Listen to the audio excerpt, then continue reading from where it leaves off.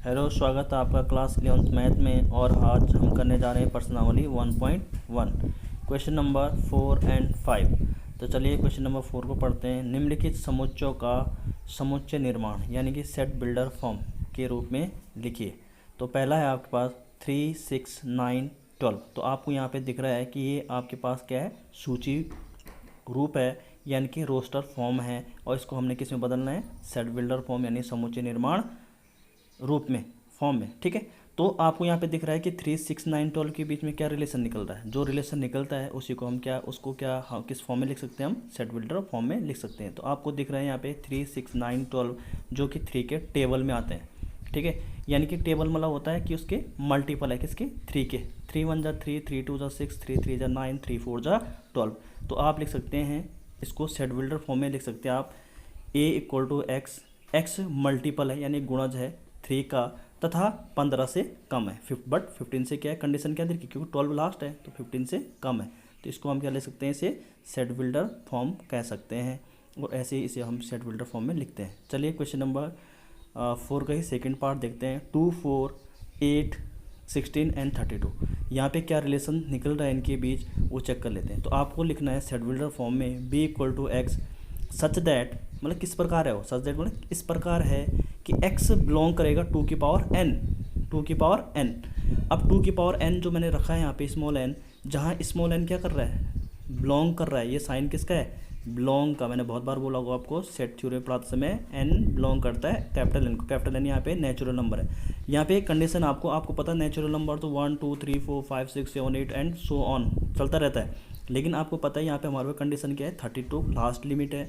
तो हम n equal to क्या रख सकते हैं, 1 2 3 4 5। क्यों, क्योंकि जो मैंने लिख रखा है यहाँ पे x की पावर, x बिलोंग कर रहा है 2 की पावर n, यानी कि अगर आप 2 की पावर 1 रखोगे तो आपको क्या मिलेगा 2, 2 की पावर 2 रखोगे तो क्या मिलेगा 4, 2 की पावर 3 रखोगे तो 8, ऐसे 2 की पावर 4 रखोगे तो आपको मिलेगा 16, ऐसे 2 की पावर 5 रखोगे तो आपको क्या मिलेगा 32। तो इसमें भी आना चाहिए ना ये वाला, जो इसी सेट को तो आप चेंज करो दूसरे सेट में, दूसरे फॉर्म में, जिसे हम क्या बोलते हैं सेट बिल्डर फॉर्म। तो इसको ये रिलेशन पहचानना आना चाहिए। उसके बाद आप इसको ऐसे लिखेंगे कि x बिलोंग कर रहा है 2 की पावर n, और जहाँ n स्मॉल n बिलोंग करेगा कैपिटल n को। कैपिटल n यहाँ पे नेचुरल नंबर है, लेकिन जो स्मॉल n है वो भी 5 से ज़्यादा नहीं होना चाहिए, क्योंकि अगर 6 रखोगे तो 2 की पावर 6 कितनी हो जाएगी, 64 हो जाएगी, जो कि यहाँ पे नहीं है।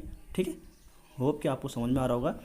Now third part for your homework, fourth part में आ जाइए आप डायरेक्ट।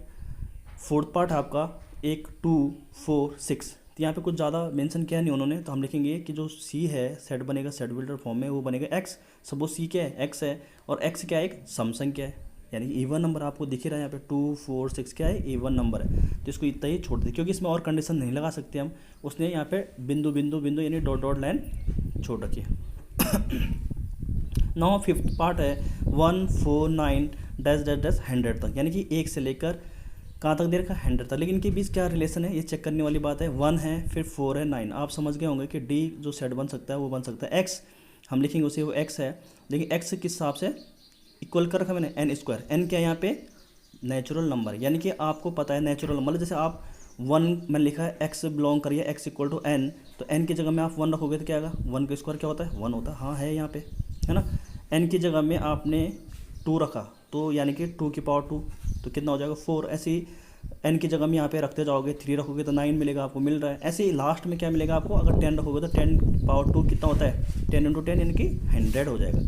तो यहाँ पे भी मैंने कंडीशन लिखी है कि n क्या हो सकता है 1 2 3 4 5 6 7 8 9 10 तक हो सकता है। या इसको आप ऐसे भी लिख सकते हैं कि जो n है वो क्या होगा, n जो है वो 1 के बराबर है, 1 से बड़ा, तथा कहाँ तक 10 के बराबर तथा 10 से छोटा होगा। ठीक है, यानी कि 1 और 10 के बीच में है n। ठीक है बच्चों, अब आते हैं हम क्वेश्चन नंबर 5 में। समुच्चयों के सभी अवयव यानी कि एलिमेंट को सूचीबद्ध यानी लिस्टेड कीजिए।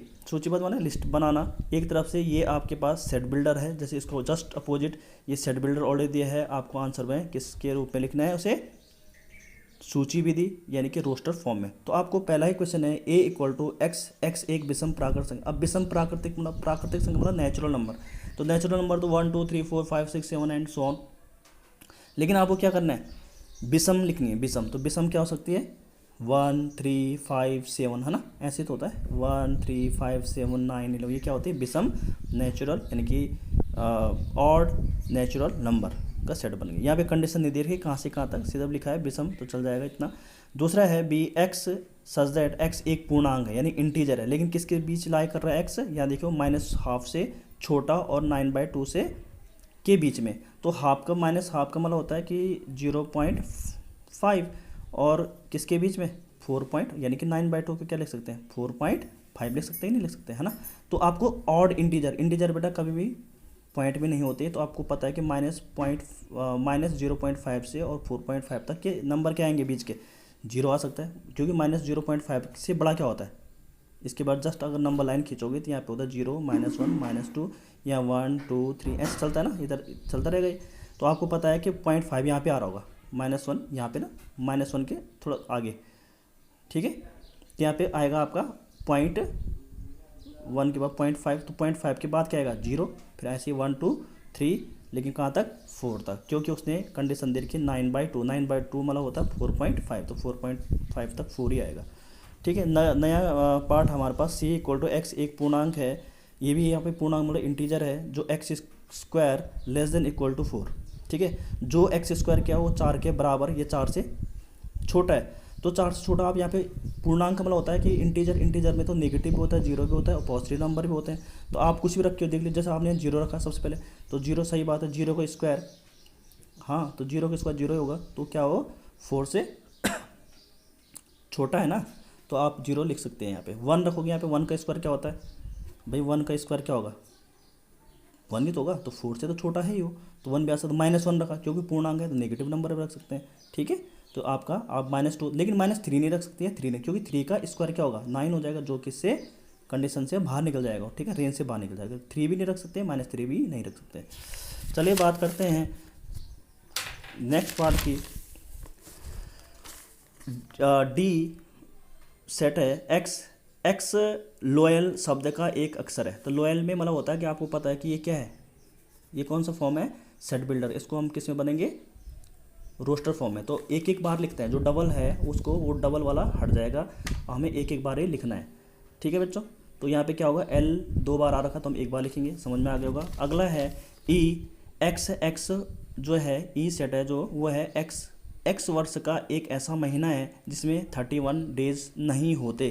तो आप कैलेंडर में उठा के देख लीजिए 31 डेज आपको मिल जाएंगे, किस किस में नहीं है, ठीक है। तो यहाँ पे आप देख रहे हैं, यहाँ पे फरवरी अप्रैल जून सितंबर एंड नवंबर ही होंगे जिसमें 31 डेज नहीं होते। अगला है एफ है एक्स अंग्रेजी वर्णमाला का एक ऐसा व्यंजन यानी कॉन्सोनेंट है जो एक्स के से पहले आता हो।